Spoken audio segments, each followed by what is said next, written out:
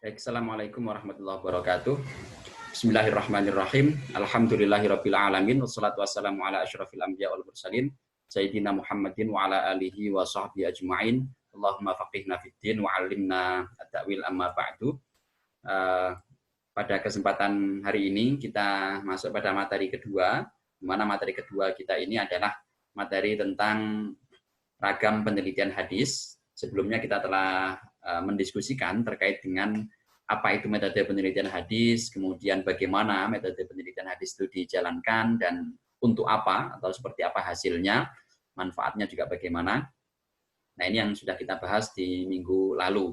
Beberapa pertanyaan yang masuk kepada saya terkait dengan pengantar awal penelitian hadis di pertemuan yang lalu adalah ketika saya menyebutkan ragam penelitian hadis, itu beberapa ada yang bertanya terkait dengan apa itu ragam penelitian hadis.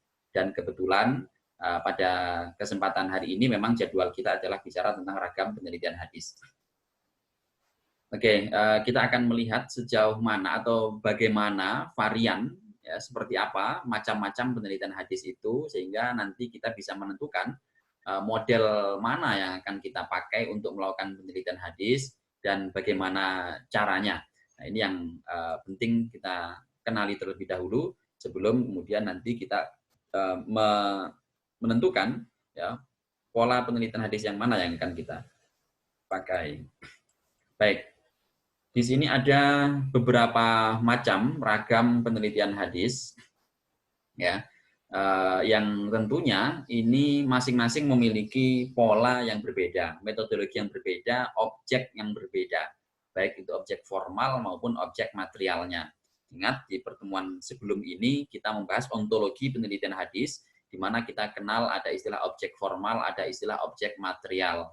Nah, objek material itu berarti yang akan kita otak-atik, itu apanya.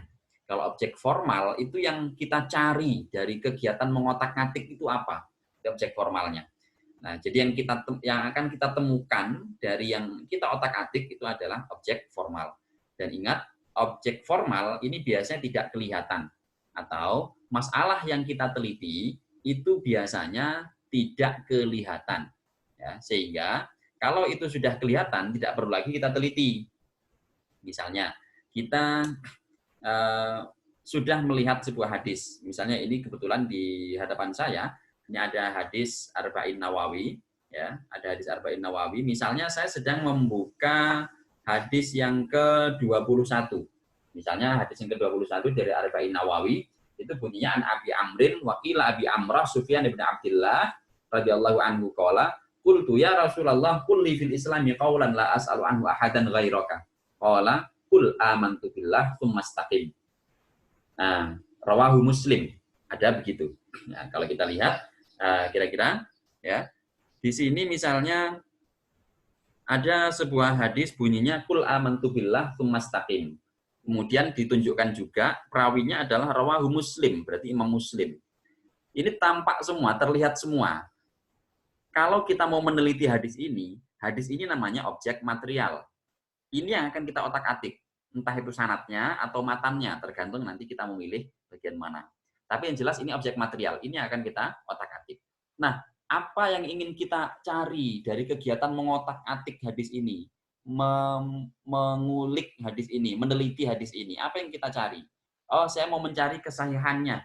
Kesahihan apanya? Kesahihan sanadnya. Berarti objek materialnya nanti adalah sanadnya saja. Nah, itu yang akan kita otak-atik. Yang kita berarti ini yang bunyinya an Abi Amrin, qila Abi Amrah Sufyan bin Abdullah. Nah, dan nanti bentuk aslinya bagaimana. Kemudian yang saya cari adalah siapa sumbernya atau perawi hadis ini siapa yang bertanggung jawab atas keberadaan hadis ini sebagai kaul yang dinisbatkan kepada Rasulullah, itu siapa? Nah, karena di sini sudah ada, maka nggak perlu kita teliti. Karena sudah tercantum, ngapain diteliti, sudah ada. Kecuali kalau Anda menemukan perbedaan. Di sini rawahu Muslim, ternyata Anda lihat di Muslim, bunyinya tidak seperti ini. Nah, itu boleh Anda teliti. Tapi yang Anda teliti kan tetap nggak kelihatan. Kenapa terjadi perbedaan? Kenapa terjadi perbedaan nggak muncul di sini? Nah, perbedaannya sejauh mana? Belum muncul. Tapi ketika Anda mau mencari siapa sih yang mengeluarkan hadis ini, yang menyampaikan hadis ini siapa? Oh, Imam Muslim. Di sini sudah tercantum di Arba'in Nawawi, rawahu Muslim. Jadi ini nggak perlu diteliti karena sudah jelas sekali, sudah tampak. Nah, maka masalah penelitian atau objek formal ya, yang sumbernya dari objek formal itu biasanya tidak tampak dalam objek materialnya, dalam dalam objek yang kita teliti, yang kita jadikan sebagai penelitian. Nah, saya kira sudah jelas ya terkait dengan objek formal dan objek material. Nah, sebelum nanti kita melangkah lebih jauh terkait dengan bagaimana mengoperasionalkan sebuah penelitian. Baik, ragam penelitian hadis. Kita meneliti hadis sekarang. Kemarin kita bicara meneliti hadis itu adalah kegiatan untuk mengungkap, mencari ya jawaban atau penyelesaian dari sebuah masalah dalam hadis, karena hadis ya di sini penelitian kita hadis, objeknya hadis, berarti masalahnya adalah masalah hadis, bukan masalah selain hadis. Nah, karena itu, karena masalahnya masalah hadis, berarti hal-hal yang tampak dari hadis itulah yang akan menjadi objek penelitian kita, atau yang tidak tampak di sini. Nah, ini yang akan kita cari adalah yang tidak tampak dari hadis itu. Nah, misalnya apa? Kesahihan sanad tadi. Kesahihan sanad itu yang akan kita teliti. Berarti kesahihannya ini nggak nampak. Kecuali kalau udah dinyatakan hadza haditsun shahihun. Nah, itu nggak perlu diteliti lagi. Kenapa? Udah tampak kesahihannya. Sudah jelas dinyatakan oleh peneliti lain. Kecuali lagi, kalau misalnya Anda tidak sepakat atau Anda menemukan bahwa penelitian orang yang menyatakan hadis itu sahih, itu adalah penelitian yang keliru misalnya. Nah, lalu Anda ingin mengkaji ulang. Nah, tetap itu namanya penelitian. Kenapa? Karena yang akan Anda kaji ulang itu belum tampak. Masalah kesahihannya tadi itu belum tampak. Sehingga harus ada tampakkan. Nah, itu kegiatan meneliti. Salah satu tujuannya begitu. Di samping untuk menjawab masalah, membangun teori, menemukan teori gitu ya, terus kemudian membuktikan teori yang sudah ada, ataupun menguatkan teori yang sudah ada, itu beberapa macam tujuan penelitian. Nah, tapi di sini yang paling sederhana, kita akan hanya pada bagaimana sih mengungkap masalah-masalah sederhana yang paling primer, yang paling fundamental, yang selalu ditemui dalam berinteraksi dengan hadis, dalam menggunakan hadis dari Nabi. Yang pertama, ada model atau ragam, ya, model jenis boleh, jenis penelitian sanad. Nah, jenis penelitian sanad di sini. Ini yang nomor 1. Berarti kalau begitu, sanad inilah yang menjadi objek material. Ya, objek material. Sanad menjadi objek materialnya. Nah, ini akan kita otak-atik sanad itu. Bukan matanya. Kenapa? Karena kita sudah menentukan yang mau saya teliti adalah kualitas sanad. Oke, formalnya, objek formalnya apa? Yang objek formalnya berarti kualitas sanad atau kesahihan sanad. Nah, inilah yang akan kita teliti sebagai objek formal. Nah, kalau ini tadi objek material, sanadnya itu objek material. Nah, sanad sebagai objek material harus kita ketahui lagi, ya, jangan sampai lupa bahwa sanad sebagai objek material, nah, itu terdiri dari apa? Terdiri dari 2 unsur. Unsur pertama adalah unsur nama rawi, ya, rawi, periwayat. Unsur kedua itu adalah unsur simbol atau redaksi periwayatan. Nah, redaksi atau simbol ya, periwayatan. Nah, di sini yang menjadi data utama kita. Data utama. Ya, data utama, data primer, data makronya. Ini yang harus kita dapatkan terlebih dahulu. Ibaratnya kemarin kalau kita mau bangun bangunan, bangun rumah, itu data paling primer apa ya? Tanahnya harus ada dulu. Bagian mana yang mau dibangun. Kemudian nanti bahannya batu kalinya ada apa enggak? Batu batanya sudah ada atau belum? Semennya sudah ada atau belum? Besi-besinya sudah ada atau belum dan sebagainya. Nah, ini bahan utama yang harus ada. Sebidang tanahnya harus ada. Kalau nggak ada bidang tanahnya nggak bisa membangun. Nah, itu. Ini data makronya. Ya. data makronya. Nah, data mikronya nanti rawi itu apa? Nanti ada banyak lagi yang harus kita gali dari rawi itu. Mulai dari namanya, sosoknya siapa, gurunya siapa, kapan lahirnya, tinggalnya di mana, ya, kemudian bagaimana komentar, pendapat atau kualitas ya, kualitasnya bagaimana, pendapat para ahli itu bagaimana tentang sosok rawi yang ada di sini, di sanad ini. Kemudian redaksinya, redaksi hadis itu biasanya ada hadasana gitu, ada akhbarona, ada ambaana, ada an, ada kola, ada sami'tu, dan sejenisnya. Ini semua adalah redaksi-redaksi periwayatan hadis yang ada dalam sanad. Ini menjadi objek, ya, sekali lagi objek material penelitian kita. Untuk melihat apa? Melihat objek formal yang kita cari, yaitu apa? Kualitas sanadnya. Apakah sanadnya ini sahih, nisbatnya kepada Rasulullah, atau dhaif, atau bahkan palsu misalnya. Nah, itu datanya harus ini. Nah, data ini harus terkumpul. Kalau ini nggak terkumpul, baik data material yang pokok dua ini, rawi dan redaksi, ataupun data mikronya, data detailnya ini, kalau nggak terkumpul semuanya, nggak akan bisa dilakukan penelitian. Mustahil. Ibaratnya orang bangun rumah tapi nggak punya batu bata, nggak punya tanah, nggak punya semen, nggak punya apa-apa. Apa yang dipakai bangun? Tanah nggak ada, bahannya nggak ada. Kalau rumah kayu, kayunya nggak ada.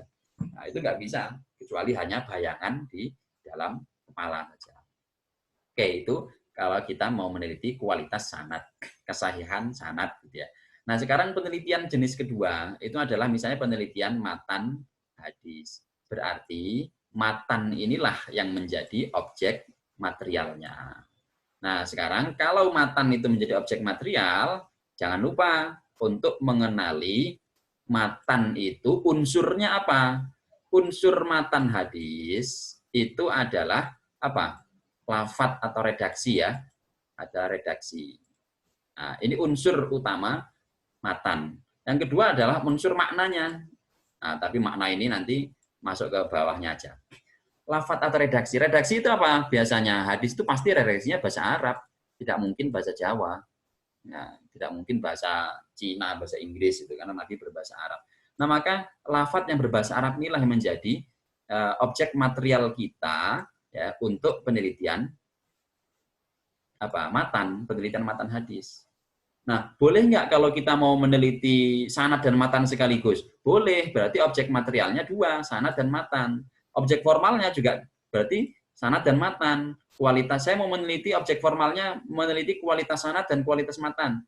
Kesahihan sanad dan kesahihan matan. Ya silakan saja, berarti data yang diperlukan itu berarti lebih banyak. Bukan hanya rawi dan redaksi, bukan hanya detailnya ini saja, ya, melainkan juga harus melihat data redaksi periwayatan. Jadi penderitanya lebih panjang, lebih tebal gitu kalau dilaporkan. Nah, ini kalau kita ambil dua. Salah satu saja boleh nggak? Boleh. Misalnya saya mengambil penelitian matan saja. Karena sanadnya sudah saya ketahui, sudah yakin sahih. Sudah dinyatakan sahih oleh para ulama. Saya nggak perlu meneliti lagi. Ya silakan saja. Berarti cuma data matan yang Anda perlukan. Nah, objek formalnya kualitasnya nanti. Nah, itu ya. Jadi kalau saya ingin meneliti kesahihan matan hadis, berarti apa yang Anda cari? Data apa yang Anda perlukan? Data makronya tadi redaksi matannya. Anda bandingkan matan lain yang semakna. Matan lain ada nggak? Kalau ada, ini jadikan bahan perbandingan. Oh, apa bedanya? Bedanya yang satu lebih singkat, satu lebih panjang. Bedanya lagi satu redaksinya misalnya menggunakan bentuk jamak, satu menggunakan bentuk mufrad. Bedanya lagi satu menggunakan diksi yang mungkin dirasa diksinya itu marah, yang satu diksinya menyindir misalnya itu. Atau yang satu diksinya memerintah, satu diksinya melarang. Nah, pilihan katanya. Nah, ini adalah perbedaan-perbedaan yang ada di redaksi matan hadis. Ini menjadi objek materialnya. Kalau nanti pengen meneliti kesahihan matan hadis. Ini yang harus didapatkan dulu. Di mana mendapatkannya? Sumber-sumbernya ada banyak. Nanti kitab-kitab hadis tentunya ya. Kalau di sini ada rawi, berarti sumbernya ada. Di samping kitab hadis juga ada kitab biografi perawi hadis. Kemudian berikutnya ada penelitian jenis ketiga. Penelitian jenisnya penelitian makna hadis. Berarti objek materialnya apa kalau begitu? Objek materialnya tetap matan kalau makna hadis itu. Nah, objek materialnya tetap matan hadis, lafadz hadis ini sebagai objek materialnya.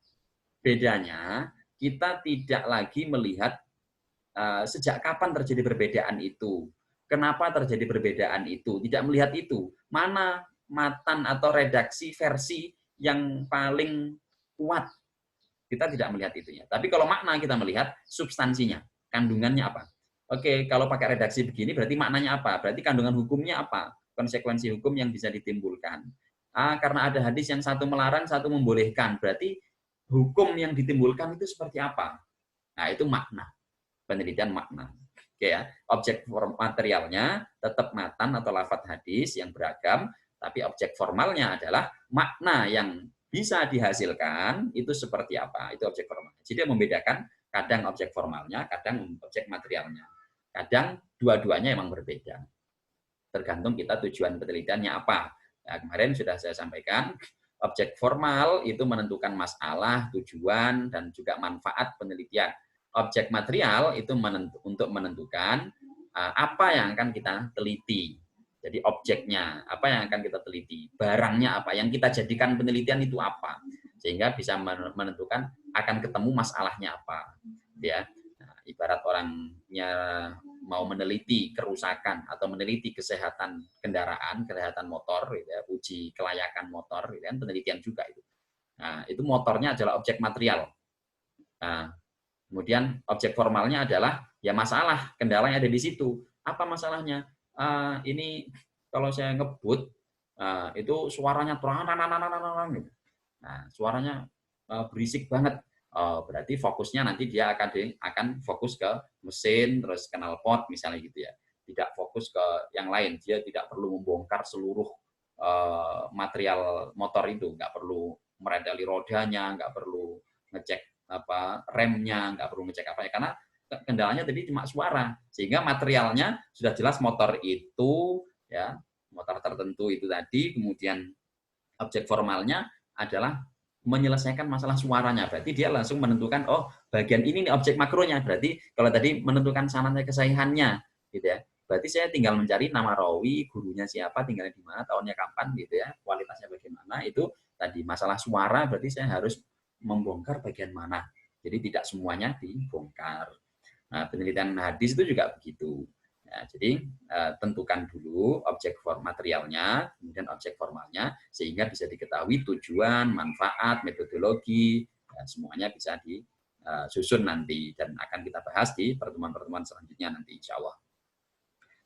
Selanjutnya ada ragam penelitian periwayatan hadis. Ini mirip, ini juga objek materialnya sanad, tapi yang diteliti lebih kompleks lagi, lebih rumit. Pengamalan hadis ini berarti objek materialnya adalah amaliyah. Nah, nanti Anda akan dapat mata kuliah living hadis, living Quran hadis. Ya, nanti Anda bisa baca buku saya itu, ilmu living Quran hadis. Nah, itu di sana penelitian yang objeknya adalah amaliyah, bukan meneliti sanad, bukan meneliti matan secara normatif, tapi meneliti praktik dari pemahaman seseorang terhadap atau penerimaannya seseorang terhadap sanad dan matan hadisnya itu. Kemudian penelitian wacana ini juga sangat kompleks ya. Penelitian tokoh biasanya kalau bukan peminat dalam bidang ilmu hadis biasanya nggak tertarik meneliti kayak gini. Penelitian ilmu hadis juga sama, itu biasanya hanya orang-orang berminat di bidang ilmu hadis. Ada beda ya antara ilmu hadis dan penelitian ilmu hadis. Ilmu hadis itu ya seperti ilmu mustalah hadis.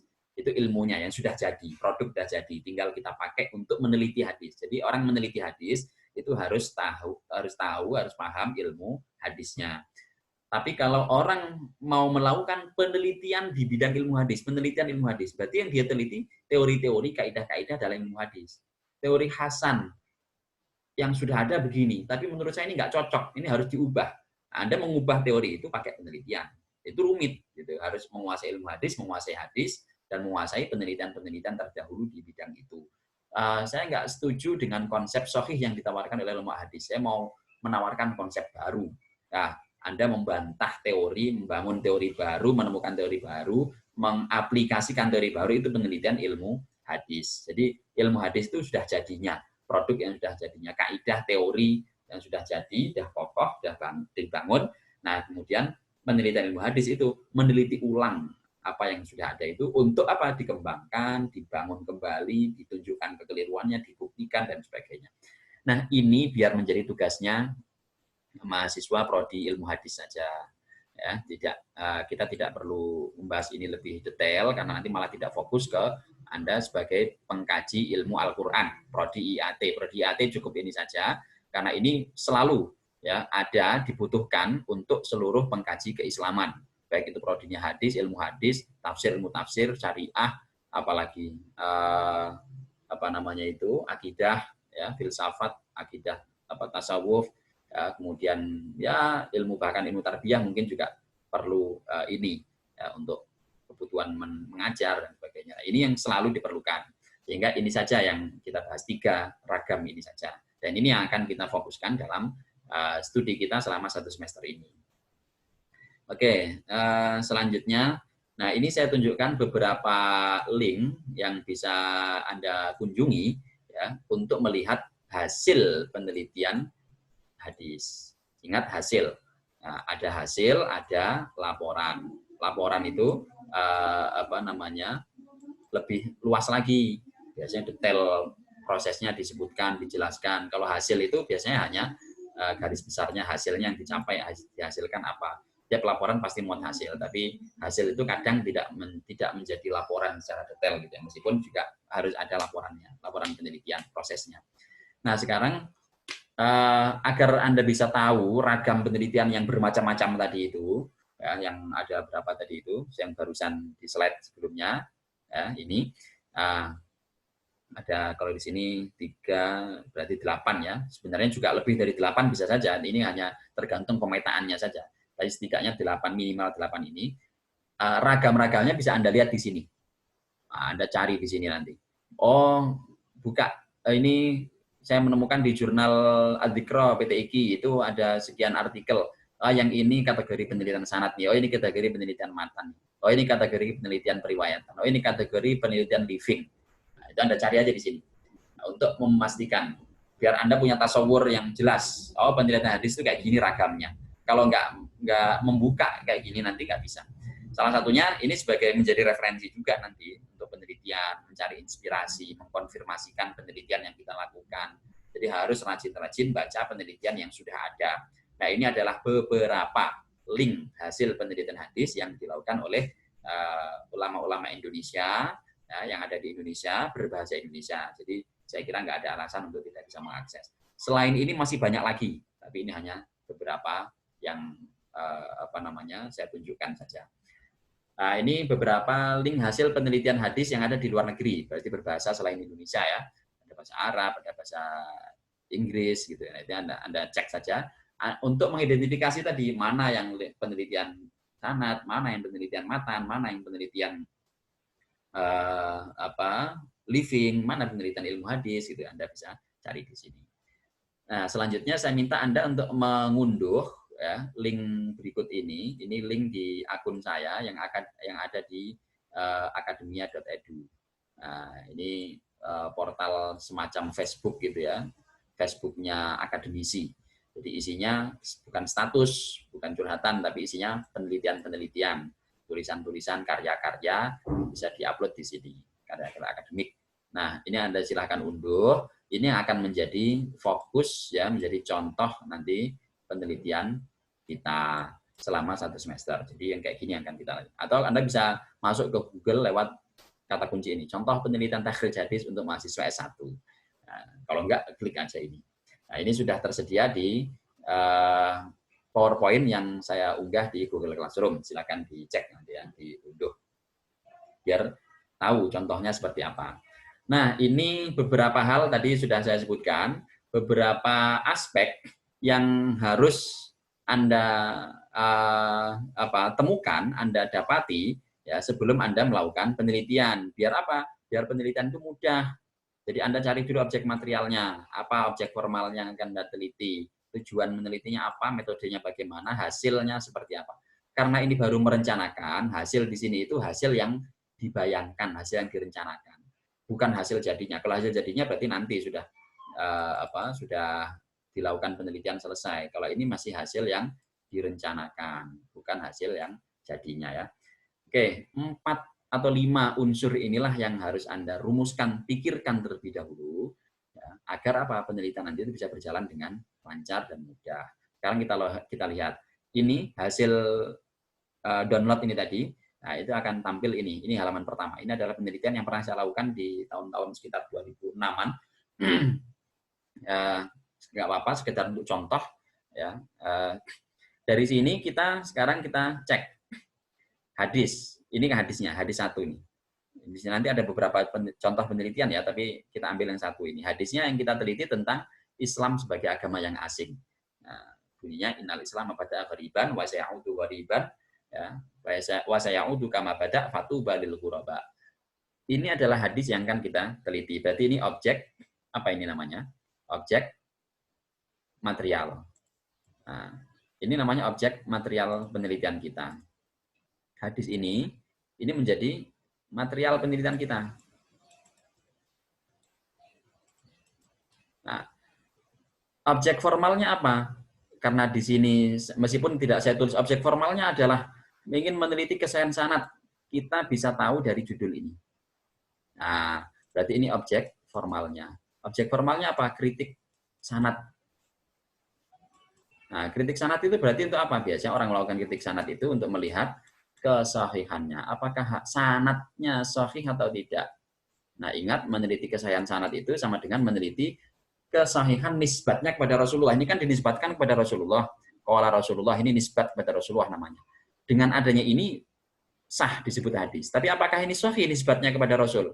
Sehingga kita tidak dikategorikan sebagai orang yang berbohong atas nama Nabi. Nah, perlu diteliti. Nah, inilah objek formal, ini meneliti kesahihannya, objek materialnya hadis ini. Terdiri dari sanad dan matan. Ya, sebagaimana kita ketahui. Ini sanad. Nah, ini sanadnya. Ini objek material kita, karena penelitian kita adalah kritik sanad, berarti objek materialnya adalah ini. Nah, objek material sanad. Ya. Yang isinya apa saja itu? Nah, kita bisa lihat isi dari sanad ini. Yang pertama tadi nama-nama rawi. 1 ada Abu Quraib, yang kedua ada Hafs bin Riyas, ada Al-A'mash, ada Abu Ishaq, ada Abul Ahwas, ada Abdullah. Ini adalah nama-nama rawi. Ini objek material juga, tapi yang mikro. Mikro, yang detail. Kalau tadi kan objek makronya sanad secara keseluruhan. Nah, unsur kedua dari sanad kita lihat di sini, ya, unsur kedua dari sanad itu apa saja? Misalnya di sini ada redaksi periwayatan atau simbol periwayatan tadi saya sebutkan. Ada hadatsana, ada akhbarona, ada an lagi, ada an lagi, ada an lagi. Semua ini menunjukkan apa? Menunjukkan nanti buat analisis, ya. Ini data juga. Nah, ini data juga. Ini juga data biografi. Nah, ini akan menjadi analisis apakah ini periwayatannya betul bersambung sampai Rasulullah atau tidak, misalnya begitu. Nah, karena ini tadi objek materialnya berupa nama-nama rawi ini, lalu kita cari biografinya, berarti kita harus merujuk ke sumber data biografi. Apa itu kitab rijal hadis? Nanti siapa Abu Quraib, ya, siapa gurunya, orang mana aslinya, kapan lahir wafatnya, kemana aja orang ini pernah pergi belajar, kepada siapa saja dia belajar, bagaimana pandangan para ulama terkait dengan kejujurannya, kecerdasannya, apakah hadis-hadisnya itu bertentangan dengan hadisnya lain, apakah bertentangan dengan hadisnya orang lain, apakah ada sesuatu yang cacat di situ, karena keliru misalnya, atau karena ada tambahan, ada pengurangan, ada penyelipan, penyisipan, dan sebagainya. Itu nanti hal-hal yang akan kita gali sebagai objek formalnya. Kalau kita ingin melihat, saya mau meneliti matannya, atau sanad dan matannya sekaligus. Berarti objek materialnya nanti ditambah lagi matan, kalau sekaligus matan. Atau matan berarti ini. Innal Islam bada'a ghariban wa sayaudu kama bada'a fatuba lil ghuraba. Nah, ini adalah matan. Berarti nanti apa yang mau Anda teliti? Kesahihannya. Oke, berarti kenapa di sini bada'a ghariban? Terus kemudian di riwayat lain itu bukan wa sayaudu kama bada'a tapi wa sayaudu ghariban. Nah, ada perbedaan. Kenapa bisa berbeda? Nah, ini kritik sanad kesahihannya. Kenapa ada tambahan ghariban? Misalnya. Sementara di hadis ini nggak ada. Itu kritik sanad. Ini objeknya. Diteliti nanti ada metodenya. Kalau pengen meneliti makna, tinggal ditafsirkan maknanya ini bagaimana. Apa makna ghuraba? Kenapa ada kata tuba lil ghuraba? Kenapa disebut ghariban dan sebagainya? Itu makna nanti. Ya, masing-masing melalui penelitian. Nah, inilah yang harus Anda ketahui terlebih dahulu. Ya, saya ada rumuskan. Jadi objek materialnya, oke. Saya mau meneliti kesahihan sanad. Nah, berarti Anda tulis di sini. Ya, apa misalnya? Sanadnya sahih atau tidak. Nah, Anda tulis. Nah, kemudian objek formal karena sanadnya saja, berarti di sini siapa rawinya? Tadi ada Abu Quraib, ada Akmas, ada Abdullah, ya, dan lain sebagainya. Berarti ini siapa saja, dari mana asalnya, kapan lahirnya, gurunya siapa saja, kualitasnya bagaimana, itu harus Anda cari. Objek material kedua, redaksi periwayatan, ya berarti apa tadi hadasana, ada an lagi, ada akhbarona. Nah itu statusnya nanti bagaimana hubungannya dengan rawi-rawi ini, dengan guru-gurunya. Tujuannya berarti tujuannya untuk melihat ini, ya tadi kesahihan sanadnya, apakah ini sahih atau tidak. Metodenya bagaimana? Metode kritik sanad. Nah, metode kritik sanad. Berarti gimana? Data yang ada ini nanti, nah ini dianalisis dengan cara apa? Nah, ada analisis misalnya jarah wa ta'dil. Nah, ada analisis jarah ta'dil, ada analisis perbandingan, analisis sudut. Nah, ada analisis illat.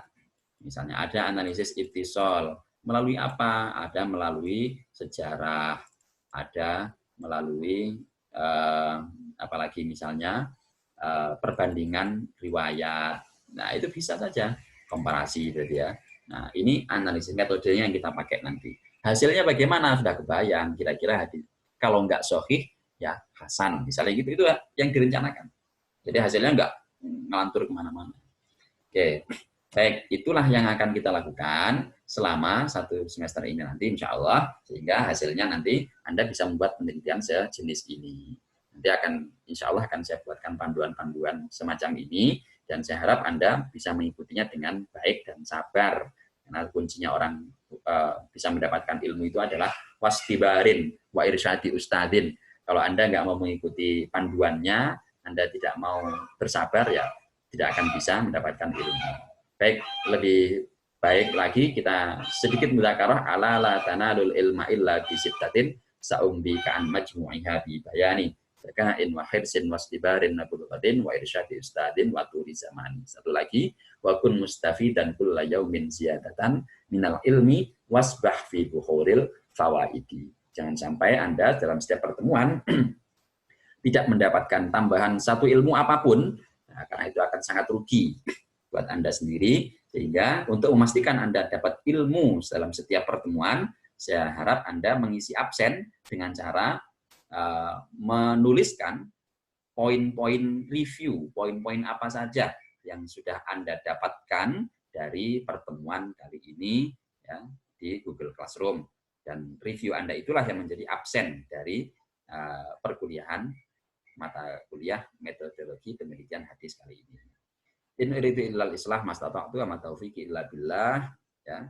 Terima kasih atas perhatiannya. Wallahul muwaffiq ila ma yuhibbu wa yardah. Wassalamualaikum warahmatullahi wabarakatuh.